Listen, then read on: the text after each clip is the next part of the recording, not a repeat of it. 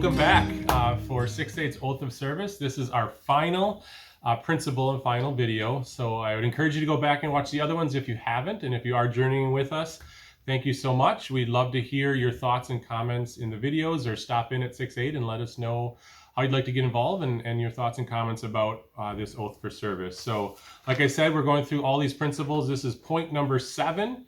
And our point today is, above all, do no harm. And this Oath of Service has a well-known predecessor from the medical field, the Hippocratic Oath, which concludes with the exact same phrase, above all, do no harm.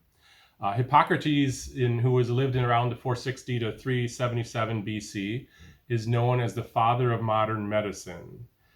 He recognizes that the healing profession in the healing profession, it has the great potential to bring such great and positive change, but it also has a potential to do harm. And he recognizes that. And so his oath that he instituted, and it's a pledge that doctors still take today, of ethical standards for physicians. In the same spirit, the 6/8 Oath for Service is for people who desire to serve people living in poverty effectively.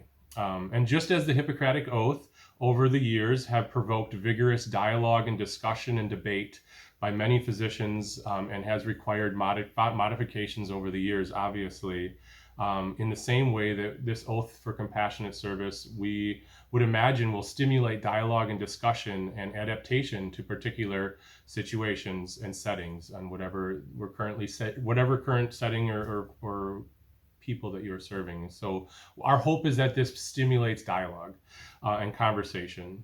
And in every change, every time you bring change in the world, or in trying to seek good, every change has consequences, right?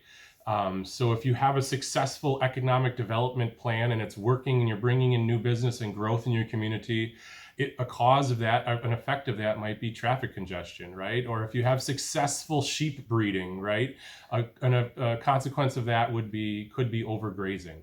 And so it's impossible. We understand that it's impossible to see all potential consequences, but it's vital, and we should at least make an attempt to see what our good deeds what unintended impact might they have.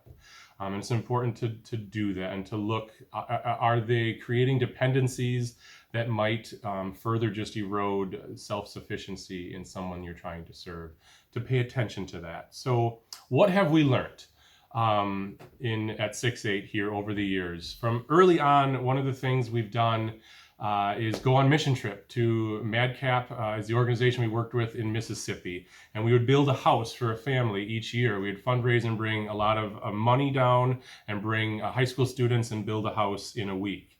While we were on one of those trips, I was in work mode, right? I would put my head down. We got to build this house as much as possible. We're going to build this for this family. No time to talk to people, no time to meet the family we're serving, right? And in the middle of the week, there were these 2 high school boys who were playing basketball that we brought with them on mission trip. They were playing basketball, or I looked over again and they're playing a game of checkers and sitting in the shade while I'm sweating, and working. And I'm like thinking to myself, what are they doing? They're here to work, right? And they're just playing.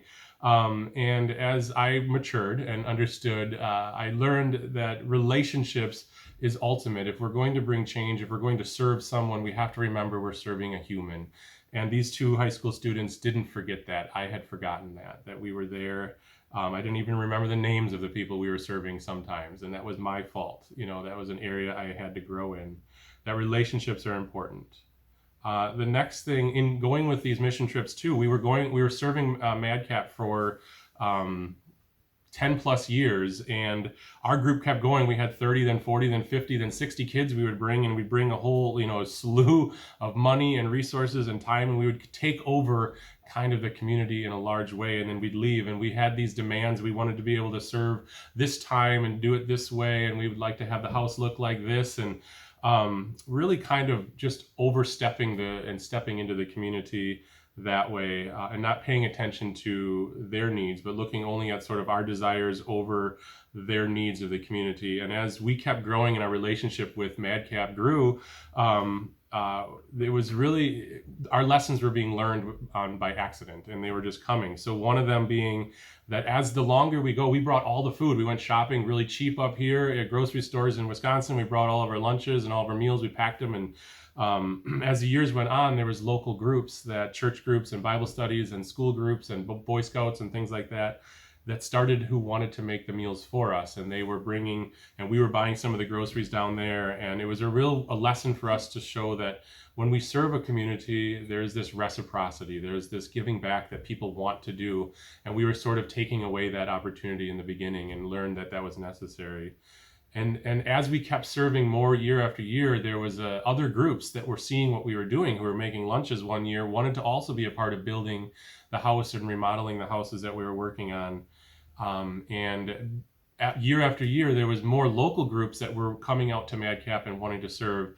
And after a while, they had a whole summer full of local groups, and really kind of the need for us to come in and help was taken away. They no longer needed us, and that was a good lesson for us to see that that's the goal of mission work. Wasn't there for them to serve us and have our work, but year after year that we empowered the community to do it on their own. And it started with that reciprocity, and we no longer go to Mississippi because we aren't needed there, and that's humbling, but it's also the reason we started, right? Was to work ourselves out of a job. Okay, another thing we learned back home, we started, once we opened up our building here at 6-8 in 2018, we started community meals. And it was just a free meal open to the public. Anyone could come. And it was just a one-way giving, right? Volunteers came and served, and it was great. The first time we had it, everyone showed up, and they were super. We talked about this in an earlier principle about one-way giving, and people were grateful and they appreciated it, and we did it again. And then there was sort of, oh, last time you had this meal, or you did it this way, why can't we do it that way? And anticipation and then kind of entitlement came in and crept in. And we realized we weren't asking anything from the folks coming for the meals. And we learned our lesson, just the need to limit that one-way giving only to emergency situations and build in opportunities for reciprocity. And so in our meals, we continue are looking in a search for ways to have individuals find ways to give back, and find ways to people to build their capacity. So we have invites to get involved and to clean their own area, their own table, and set their own table for the next person to come in, and have people to invite them to get involved in the making of the food, come to one meal and come back. And we saw that more people wanted, and we're looking into doing that. And so, as I said, we're also continuing to find ways to limit that one-way giving, so that we can build that capacity in individuals and teach them how to do what they were given last time. One other point, we've learned a lot of things over the time here, and I want to share, is when we started here in the building also, we had a garden, and our garden has always had this principle I call the little red hen principle. If you read the story of the little red hen, you know, those, who wants to help me plant the seed, who wants to harvest, who wants to mill and make the bread, and no, and then who wants to help me eat the bread? Well, everyone said yes. And so the garden is based off of that. If you want to learn how to garden, if you want to garden and give back in some way, you have a share of the produce. And our goal is to help bring food, local, fresh produce, and teach people how to do it on their own and take the food home with them. So the year one, we had this idea to do it, and it was our guiding principle, little red hen story, right? And so we had our volunteers, and whatever the leftover food, it went immediately to the free table. And so anyone could grab the food from the free table. And what we noticed was, after a very short period of time, people stopped coming to volunteer, because they could just go to the free table and grab it, 2 hours later. It was there at the free table. And so, lesson learned, right? Everyone showed up for the bread, but no one wanted to show up for the harvesting and the making. And so we reworked that a little bit, and we have and took that free table away, and had the food then source go back to the volunteers, and then increased our capacity by having the food, have people help to preserve the food and prepare the food, and then that would go home with people there as well. And it's awesome. Our volunteer base is huge. On Mondays and Wednesdays here at the garden, we have a lot of people coming to volunteer again, and people are learning new things, and things you can grow, and things you can eat, and stuff that's coming out of the ground that we didn't even know the name of. Now people are learning that's make a salad out of that, and so it's really awesome, the things that we have learned. I also want to say we're still learning, right? We aren't done here.